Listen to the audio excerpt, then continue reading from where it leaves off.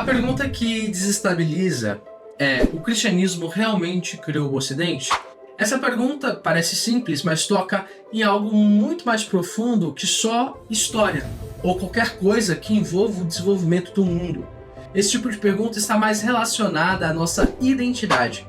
Quando alguém pergunta se o cristianismo realmente criou o Ocidente, essa pessoa ela não está só falando de igrejas, concílios ou impérios. Ela está se perguntando sobre o tipo de mundo em que vivemos, o que realmente influenciou tudo hoje em dia. Questões como a origem da dignidade humana, a carga da consciência, o conceito de culpa, o valor do fracasso, essa obsessão moderna por liberdade, justiça e direitos humanos vem à tona quando perguntamos se o cristianismo criou o Ocidente.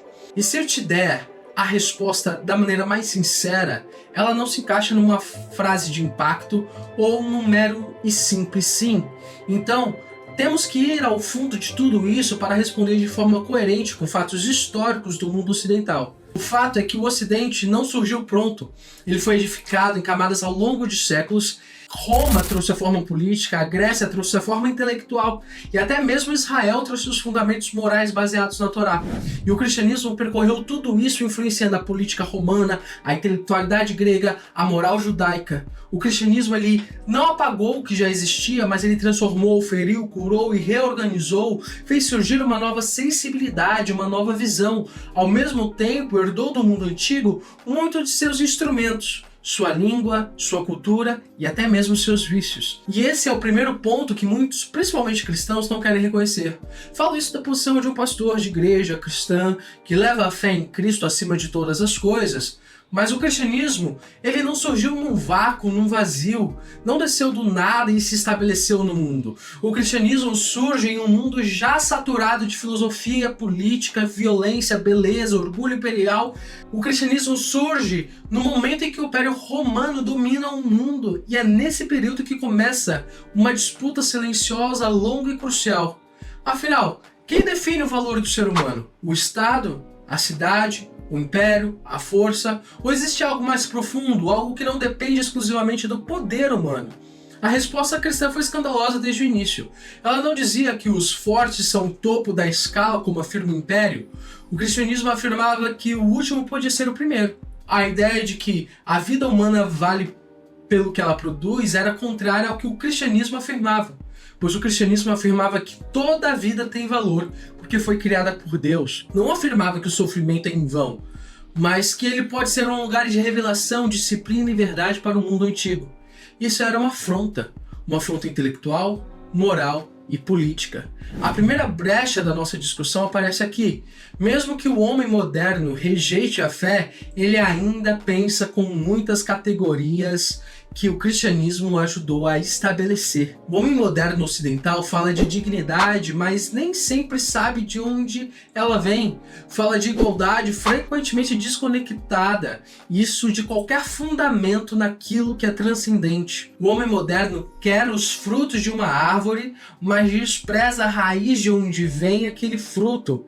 E é nesse ponto que a crise desse vídeo começa. Será que o Ocidente é filho direto do Evangelho? Ou será que usou o cristianismo como um capítulo útil e depois descartou? E mais, e se o cristianismo foi tão importante, por que o Ocidente atual parece tão distante do cristianismo? Essa distância faz parte da história.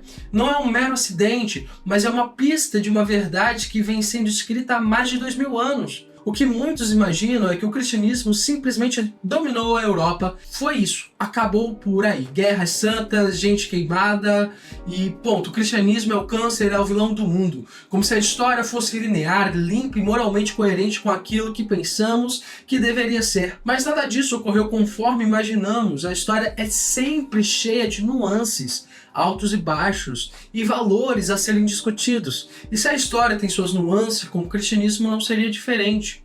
Primeiro, o cristianismo encontrou Roma, depois encontrou os bárbaros, depois o feudalismo, depois os reinos nacionais e por fim a reforma e mais tardar o iluminismo. Em cada uma dessas etapas o cristianismo moldou e foi moldado.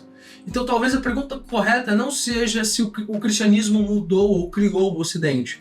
como se fosse um simples sim ou não. A pergunta mais apropriada é: em que sentido o cristianismo fez o Ocidente ser o que ele é? Para responder isso, precisamos voltar ao mundo que veio antes da cristandade. Primeiro de tudo, é fundamental entender a brutalidade da transição entre o mundo antigo e o mundo medieval. O Império Romano parecia eterno com suas estradas, exércitos, administração, lei, cidade, comércio, a língua comum.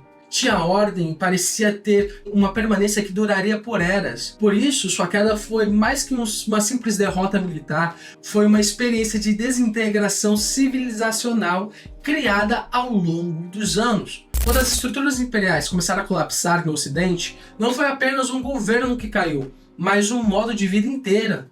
E no fim, o que sobrou com a queda do Império? Não havia uma filosofia para organizar as aldeias. O Senado não estava mais lá para alimentar os famintos. Não havia mais uma rede administrativa capaz de manter cada região integrada ao todo.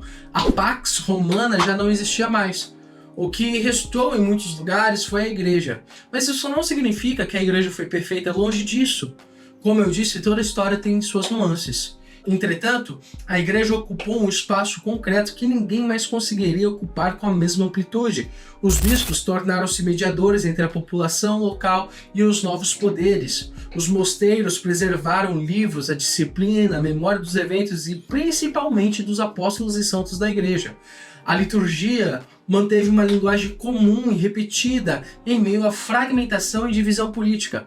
A fé nesse cenário não era apenas algo privado, era uma infraestrutura moral. E esse é o ponto crucial. Muita gente pensa na igreja medieval como apenas uma instituição que mandava no povo, mas ela também era um pilar de continuidade do mundo da época. Enquanto os reinos surgiam, desapareciam, enquanto os chefes tribais se tornavam reis, depois eram esquecidos, a igreja guardou a alfabetização, o calendário, a escrita, as cópias dos manuscritos, os códigos de condutas, uma ideia mínima de unidade espiritual da Europa. Isso não significa que ela salvou tudo. Parte da cultura clássica se perdeu, muita coisa desapareceu, bibliotecas foram destruídas, cidades encolheram, a vida urbana regrediu, a economia se ruralizou, a violência aumentou e a segurança tornou-se rotina. O mundo antigo foi rompido e após essa ruptura, precisou ser reconstruído a partir dos escombros daquilo que sobrou, e o cristianismo é o principal pilar dessa reconstrução.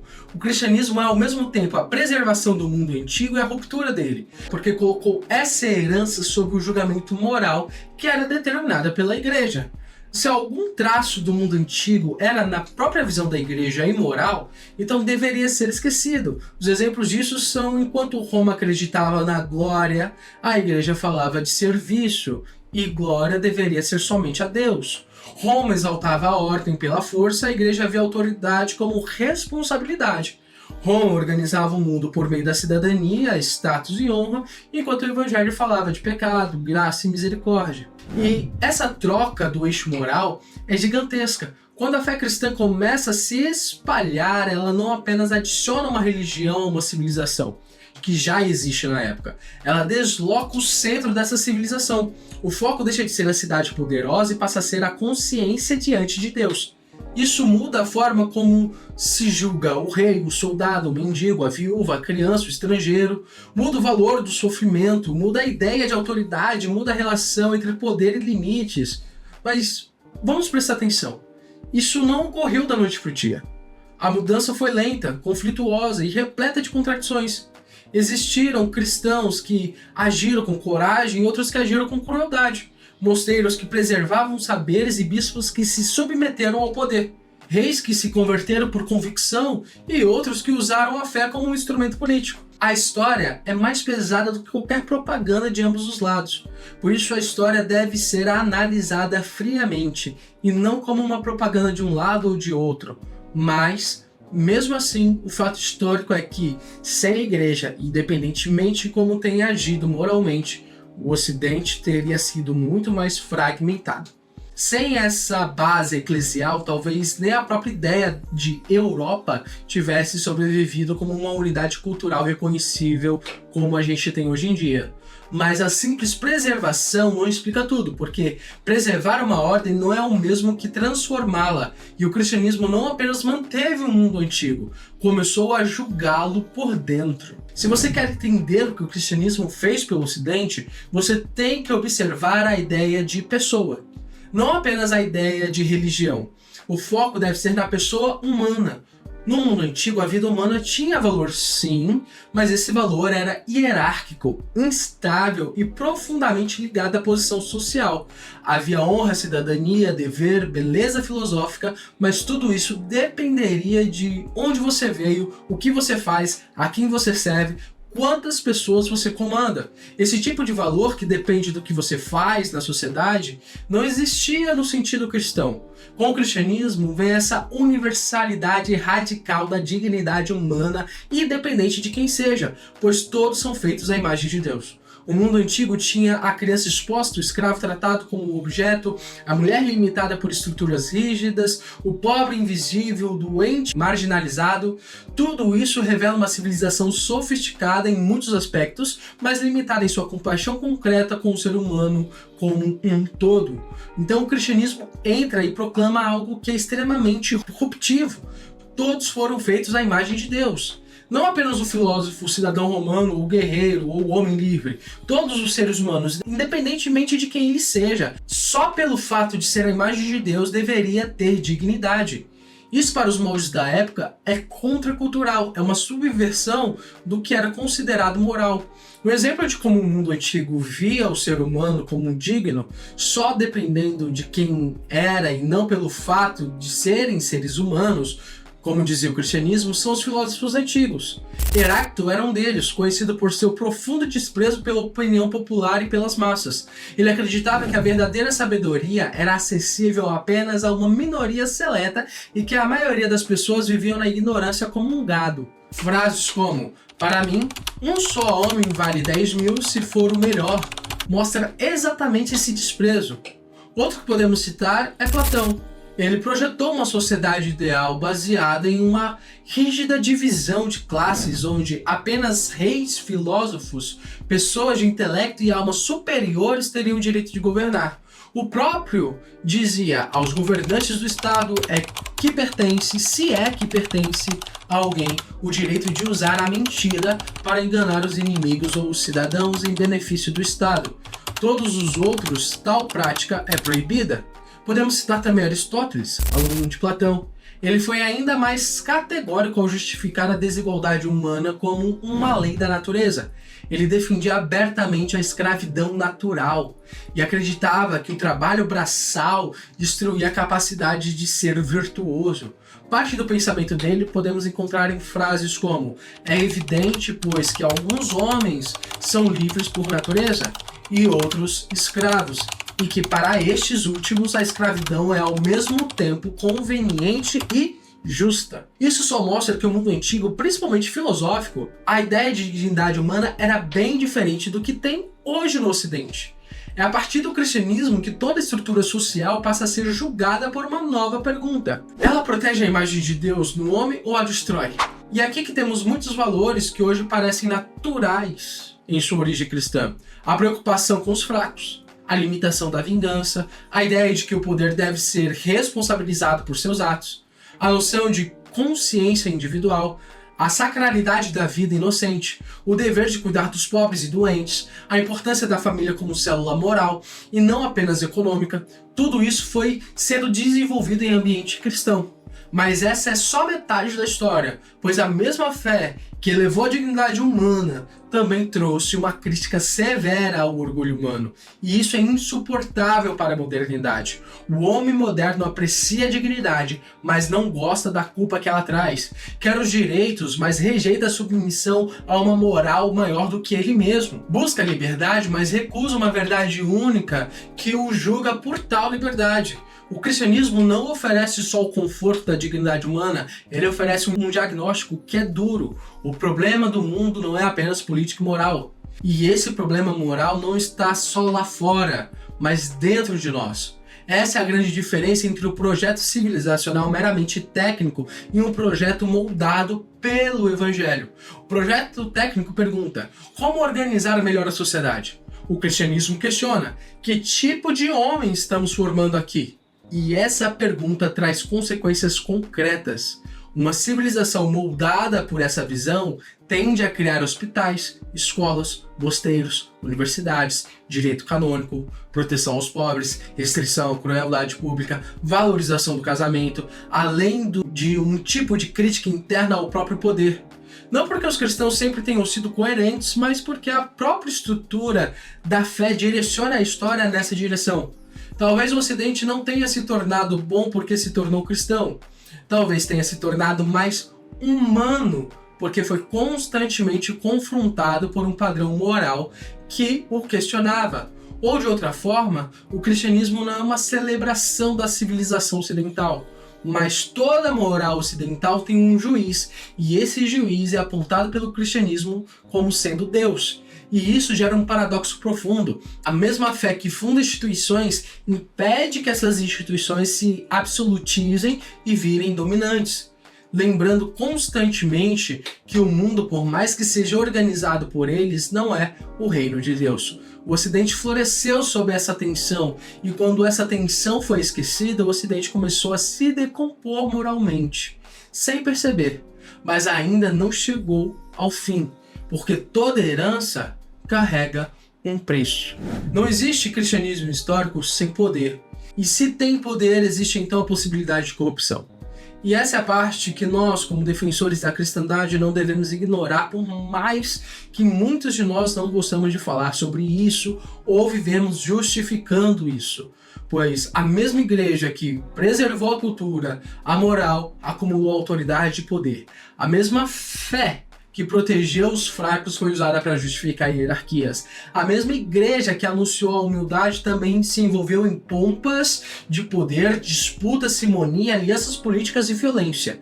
A história da cristandade é gloriosa, mas está longe de ser livre do próprio pecado que ela mesma denunciou. Por isso a pergunta: o cristianismo criou o Ocidente? Precisa ser reformulada mais uma vez. Porque de certa forma o cristianismo não só criou, ele também foi resistido, domesticado, instrumentalizado e às vezes traído pelo próprio Ocidente. A reforma protestante, por exemplo, não pode ser vista apenas como uma rebelião religiosa. Ela também é um protesto contra a cristalização do sagrado em estruturas de poder. Luteranos, reformados, batistas, anglicanos, cada um à sua maneira, tentaram responder à mesma pergunta: como preservar a centralidade do cristianismo sem transformar a fé em um mecanismo de controle? Como manter a autoridade sem idolatrá-la? Como conservar a tradição sem sufocar a palavra? Esse conflito é profundamente ocidental e cristão. O Ocidente moderno surge exatamente dessa tensão entre herança e crítica. Ele herda a ideia de verdade objetiva, lei moral, dignidade pessoal, mas começa a separar essas coisas da fonte que sustentava. Aos poucos as instituições permanecem, mas a metafísica enfraquece. Os símbolos trazidos pelo cristianismo continuam, mas o seu conteúdo já não existe mais. A linguagem de dignidade humana persiste, mas o fundamento muda. Agora o foco já não é mais Deus, e sim a própria mente humana e a evolução da ciência. O resultado disso é estranho. Uma civilização que fala como cristã, enquanto pensa cada vez menos como cristã. É nesse momento que surge a nossa crise contemporânea. A modernidade almeja os benefícios morais do cristianismo, mas sem o Deus do cristianismo. Quer o valor igual de todas as vidas, quer justiça, quer amor ao próximo, quer compaixão, quer liberdade, querem tudo aquilo que o cristianismo usou para moldar o mundo que foi inserido, mas se esquecem que tudo isso tem uma única raiz, o Deus cristão. E quando se separa Deus dessas coisas, elas começam a perder a densidade.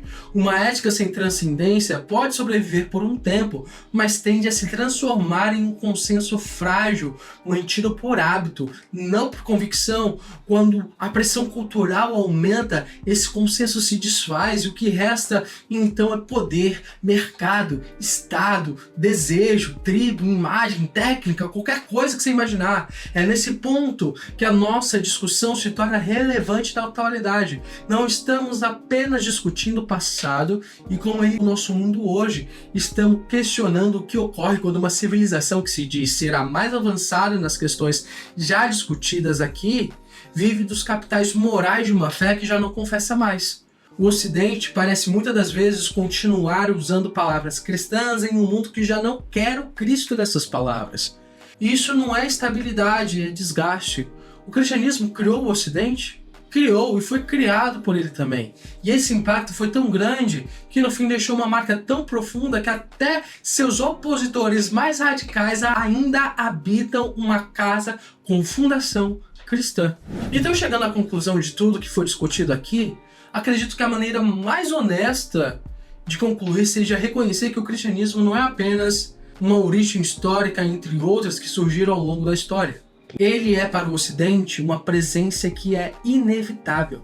Mesmo quando não é mais escrito, ele continua mostrando: eu estou aqui no cerne da sua história e mesmo que vocês não vejam, eu influenciei tudo que vocês pensam hoje. Quando alguém afirma que todos os seres humanos têm dignidade, está falando uma linguagem que o cristianismo ajudou a popularizar e a maximizar com a sua doutrina da Imago Dei. Quando alguém denuncia a crueldade, a humilhação, o abuso do poder e a indiferença diante do sofrimento, está utilizando uma sensibilidade que foi amadurecida por séculos de um pensamento cristão. Quando a sociedade ocidental se escandaliza com injustiça, corrupção, guerras e sofrimento de alguma maneira, ainda está reagindo a um padrão moral que não surgiu do nada, mas veio direto do pensamento cristão que reformulou a moral judaica. Mas essa herança não é automática. Não vem só porque somos ocidentais. Ela pode ser esquecida, mesmo que no fundo ainda tenha o cristianismo. Pode chegar o dia que ninguém dê mais crédito à realidade. E quando isso acontece, o Ocidente entra em uma espécie de amnésia moral. Continua sofisticado, mas perde seu centro e raiz, de onde surgiu sua sofisticação de pensamento e própria moral. Continua falando de progresso, mas não sabe mais qual homem deseja formar, pois já não existe mais o centro de todas as coisas. Para um olhar principalmente de alguém que tem herança da reforma protestante, como os evangélicos brasileiros, isso é especialmente sério. Porque a doutrina cristã nunca prometeu uma civilização perfeita. Ela simplesmente prometeu que Deus age na história, que o pecado é real, que a graça é necessária e que nenhuma ordem humana deve ser confundida com o reino de Deus. Isso impede o triunfalismo, mas também afasta o cinismo. O cristianismo não funda uma utopia, funda uma responsabilidade que todos deveriam ter. Portanto, a pergunta inicial desse vídeo merece uma resposta sóbria e não somente um sim ou não. E a resposta é sim. O cristianismo criou o Ocidente.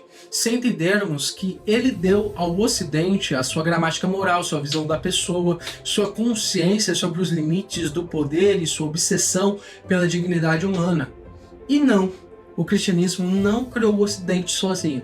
Se entendermos que ele surgiu de forma isolada, sem Roma, sem Atenas, sem a história de Israel, sem os conflitos políticos, sem a violência, sem reformas, sem rupturas e sem contradições.